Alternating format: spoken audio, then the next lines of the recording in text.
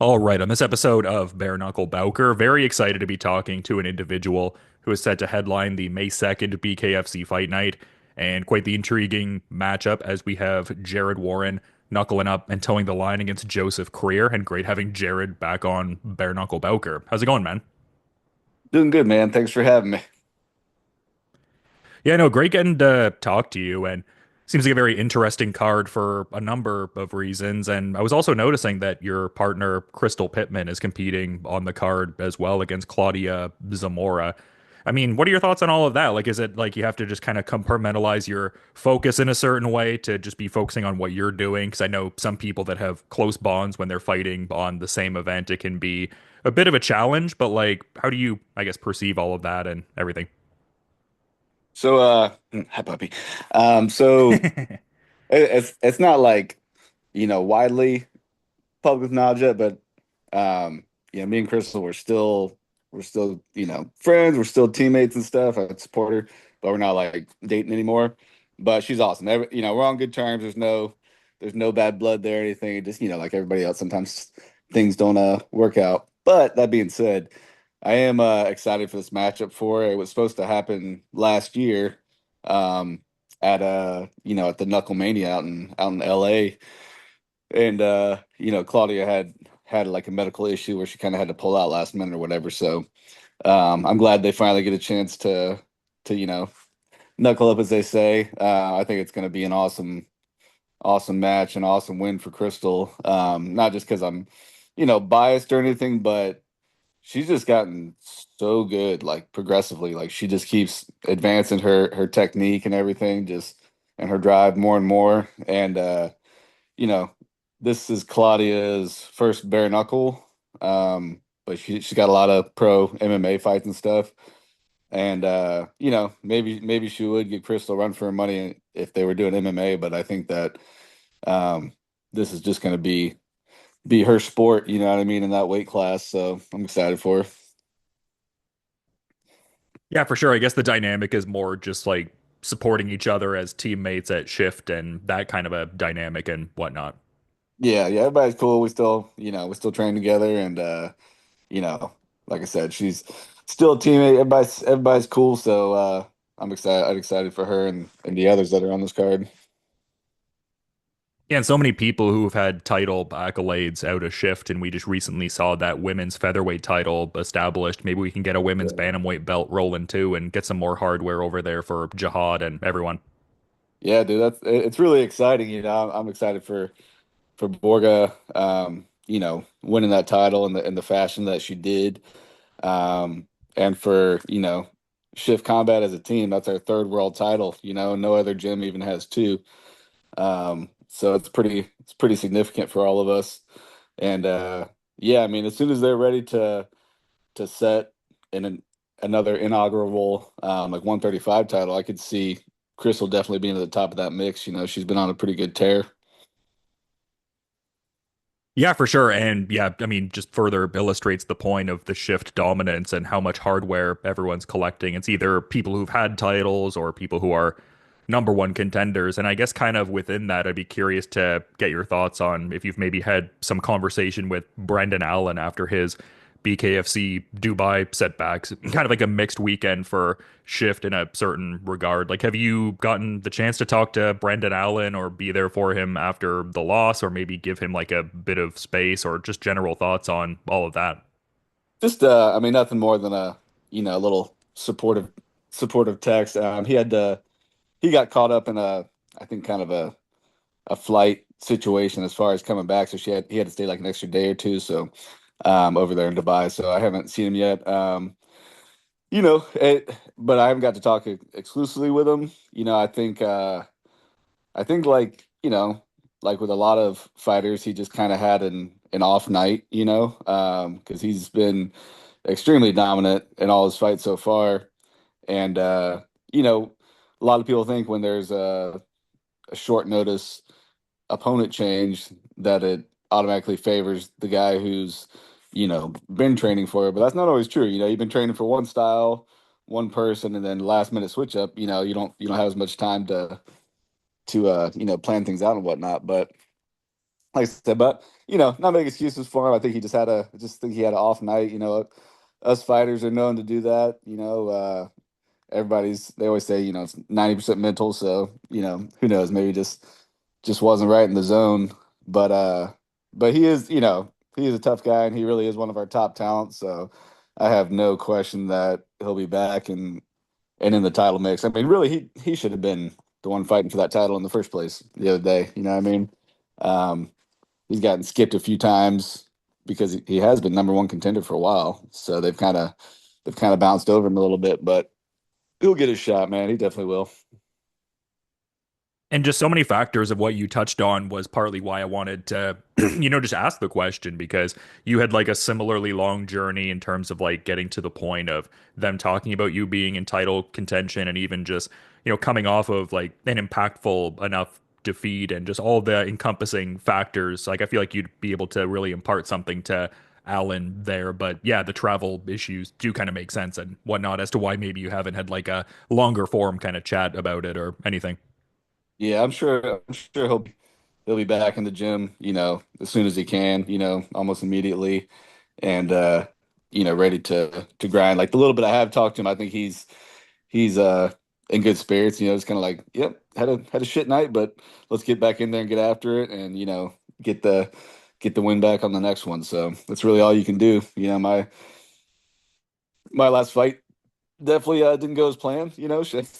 It's I was in a good place mentally, physically. I just got caught. It's just a very unforgiving sport. You know what I mean? Like somebody puts the right shot in the right place, and it can change everything. So.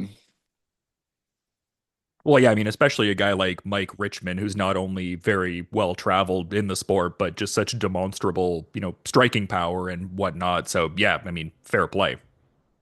Yeah, I mean, and um, of course, I always believe myself and believe I can beat whoever I fight. But I did call him out, um, just as a relative, same way I've always been, man. I want the toughest fights. You know what I mean? I haven't had an easy one yet. Um, and at the time, like I want to say he was ranked. I don't know, maybe he was ranked like third or something like that. But looking at the top five, I was like, he's the best one in all of them, in my opinion. The rankings are always a little funky in BKFC, but yeah, that's why I picked him. I was like, I think he's the toughest guy that I could have matched up with, and um, I'm hoping if I get a good dominant victory on May 2nd, that I feel like I should be right back in the mix to fight the winner of him and Dyer because that's supposed to be like the week after my fight. Um, because I mean that's kind of the same courtesy they extended Richmond, like he lost two titles back to back, and then he won one fight against somebody, that wasn't uh ranked at the time or anything, and then it threw him right back into a title shot. So, I don't overlook Creer, don't get me wrong. I think it's gonna be a good tough fight. But like I said, if everything goes, my way and I push through and everything, I think I'll be, like I said, right back to challenge for whoever wins that fight.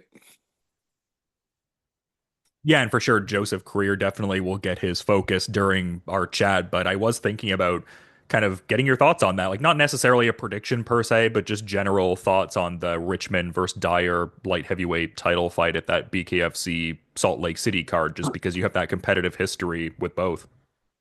Yeah. I honestly don't think that Dyer should even be getting a shot because if you look at his track record in the last 3 years, the only person he beat was somebody that was pushing 50 years old. And nothing against that guy. Like it's inspiring for somebody to still get in the ring when they're getting up there. But he's had that, and then he's just had a couple of no contests because every time he starts to get in trouble, he'll throw something wild and try and find a way out of the fight. But um, yeah, so I think you know I will give a prediction. Like I think Richmond beats him because Richmond is a way better fighter.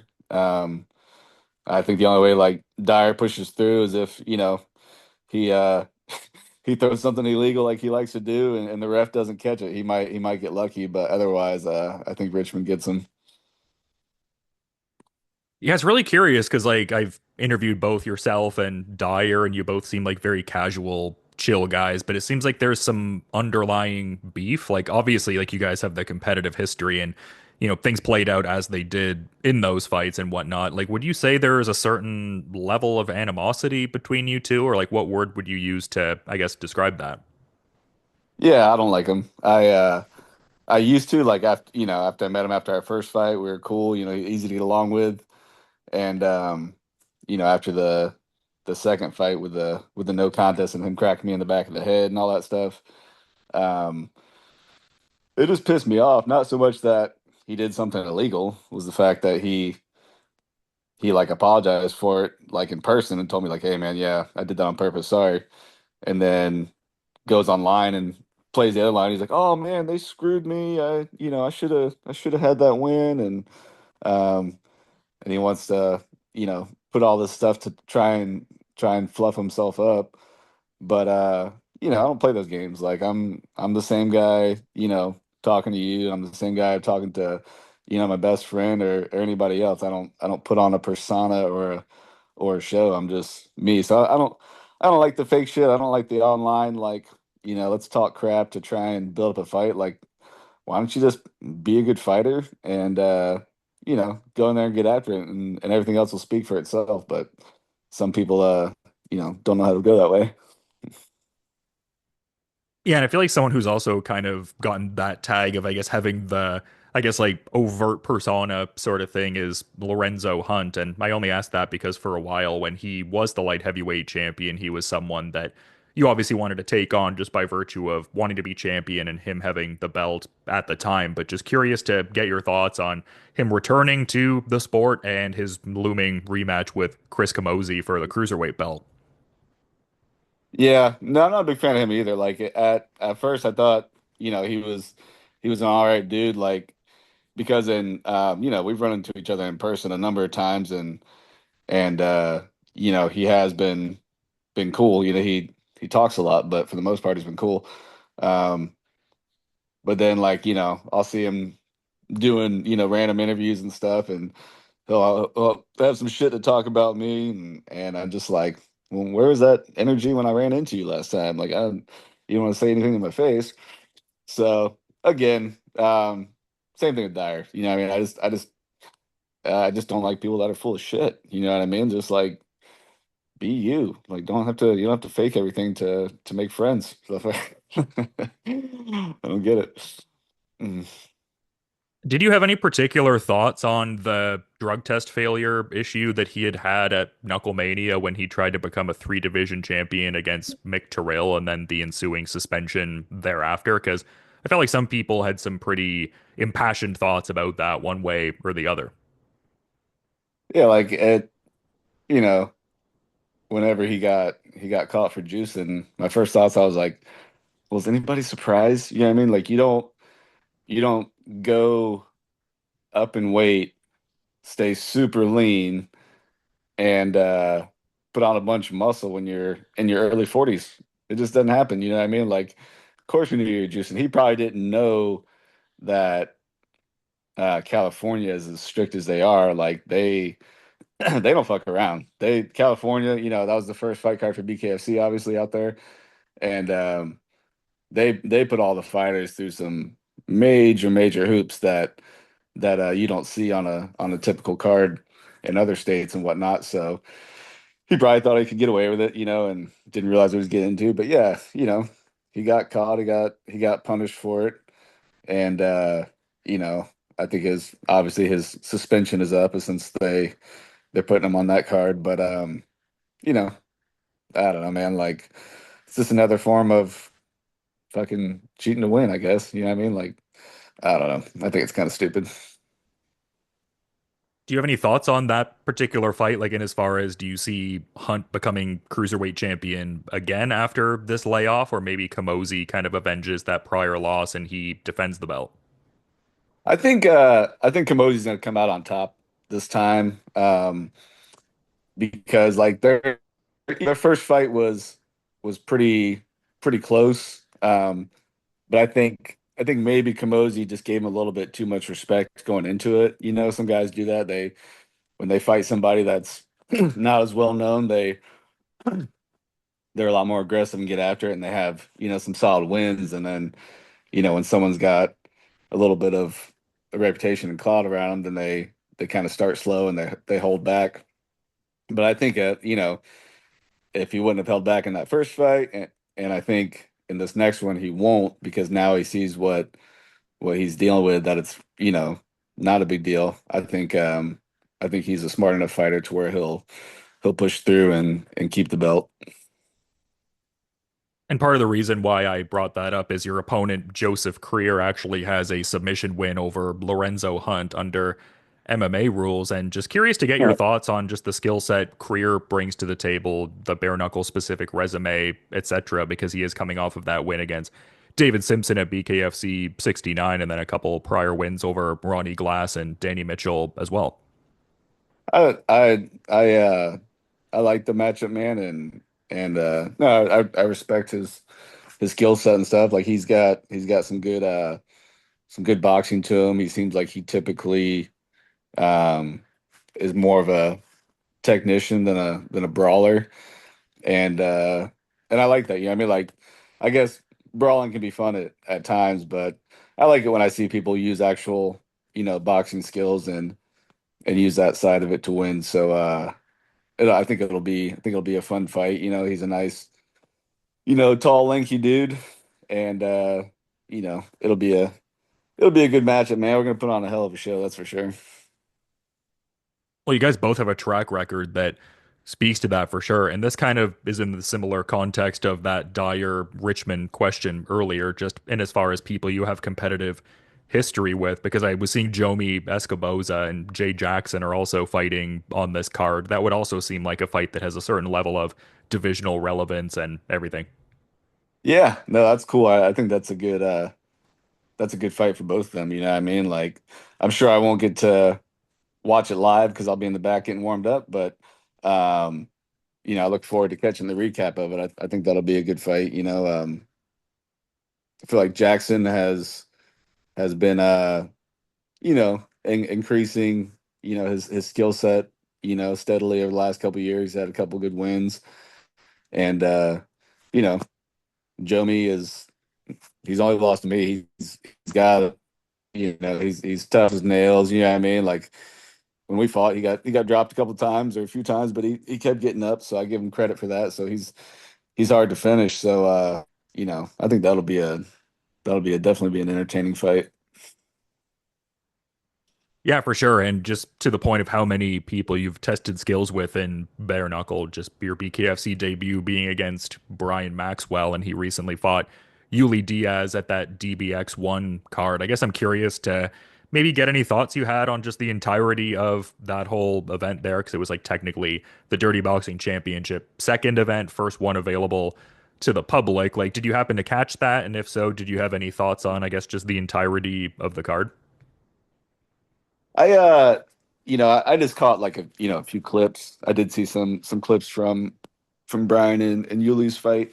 Um, it's cool stuff. Yeah, I mean, like, I don't know, like, I'm definitely partial to bare knuckle in our sport, but it's got they're doing well with it. Like, I like the kind of, what's the word for it? Like, ambiance they have set up for the ring and the lights and everything, and they're trying to pull in big names where they can. With what's his name, Yoel Romero. I think that's probably like their biggest name right now. But um, yeah, a lot of people don't know that was like a rematch for Diaz and Maxwell, because they fought, back early on in BKFC, and you know I like both those guys. That was a good little fight for him.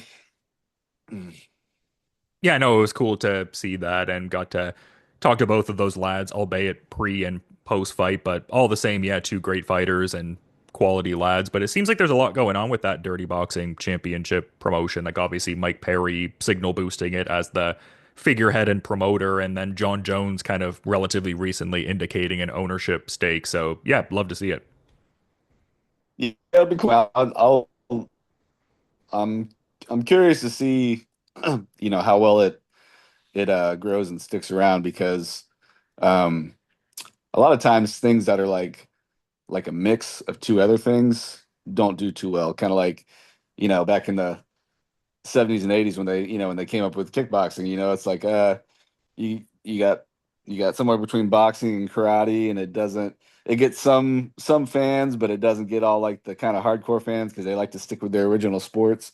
So, although like, there's plenty of history with that over in, you know, Thailand and Europe and stuff, like it just never really got big. I mean, you could be a world champ in that sport and not make a lot of money because it just didn't have a lot of viewers to it. So, dirty boxing is kind of like that. Like it's somewhere in between boxing and MMA, but whenever with something like bare knuckle exploding so much and kind of one upping it in a sense because it is a bit nastier without having gloves. I think that steals a lot of the spotlight. So I'm curious, but Perry he's a cool motherfucker, and he sells himself well and products well just by kind of being himself, and um, they got the financial backers to go with it. Like, it's definitely got a shot. So I'm curious to see where it goes. Yeah, I think it would probably be in their best interest to, have a similar arc to what even BKFC did, and as far as like they would use certain, I guess, bigger name talents from other combat sports initially, and then really graduated everything to where like that grassroots talent that really like began their name in bare knuckle itself are all of a sudden like the headlining kind of attractions and the people that other people really want to see. So I think if they can do something like that, it would really behoove the growth. Yeah, that's probably the best thing they can do really is get some names to grab some attention, and then people come to watch the bigger names, and they see the guys that are homegrown per se, and they start to get some recognition along the way, and hopefully it builds up for them. Yeah, it's just such an exciting time in combat sports, and I kind of just randomly thought of this, to be fair, but I've been wondering about when we're going to see Dave Mundell out there next. Like, obviously, I don't want you to get in any trouble and divulge anything, but it would seem like he's due a fight sooner than later. Yeah, you're right. I and not that I could even say the exact date if I knew it. I don't know it off the top of my head, but um, he definitely does have something in the works, and and I pretty sure that the contract is already signed on both sides. So you guys will definitely see him back in action soon in the next coming few months. And it does kind of seem like a curious thing with him and Perry, like if we're going off of the rankings hierarchy, which as we kind of talked about before, and I can say this as a BKFC rankings panelist, sometimes I even think the rankings are a little wonky to be fair, but I mean, it's Yeah. kind of interesting because if you're going off of that divisional hierarchy, it would be Mundell versus Mike Perry, but then there was those prior talks of Mundell having that kind of like intriguing light heavyweight fight with King Mo, and it seems like Mike Perry is maybe angling for that Robbie Lawler fight and whatnot. So just kind of curious in that sense. Yeah, I was wondering about the Robbie Lawler thing myself because they teased it a little bit as a possibility, and then like I didn't hear anything else about it. You know what I mean? Like I thought that it would definitely gain more traction, but um I do wish that Mundell could get that fight. You know what I mean? Like uh he really is, pound for pound champion for a reason in my book. I think he is the best guy in bare knuckle right now. And and to Perry's credit, he's fought all big names himself. You know what I mean? Like they weren't necessarily people that were um big as bare knuckle, but they were big in fighting, in general, MMA for the most part. So like I said, he's been asking for it. There's definitely some bad blood between those two. Uh I think definitely all the fans would win if it happens. So I hope Dave gets that shot before, you know, Perry moves on or exhausts his contract and wants to, go to the dirty boxing, whatever. So we'll see though, man. I'm hopeful. Yeah, interesting landscape for sure. And just, yeah, really again speaks to the dominance of Shift and everything like that. Yeah, it's always exciting to watch anyone from Shift get out there and throw down, and definitely very excited for your Joseph Creer headlining fight coming up, Jared. But I do want to be mindful of your time and schedule too, man. So is there any final thought you might want to add as we're kind of wrapping things up here on Bare Knuckle Bowker?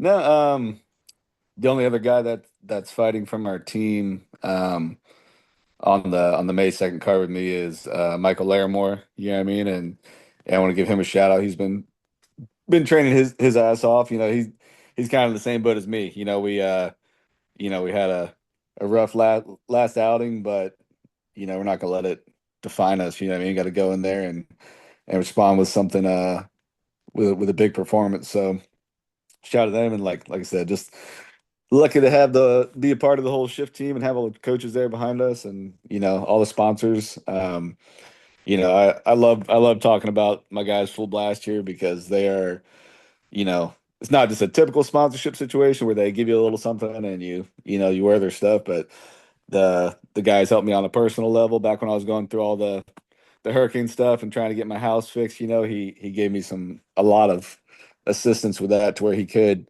So to me that was just huge. You know what I mean? So they're very family oriented. They do sponsor shit majority, if not all of the shift fighters now. So it's pretty awesome to have them be a part of our crew.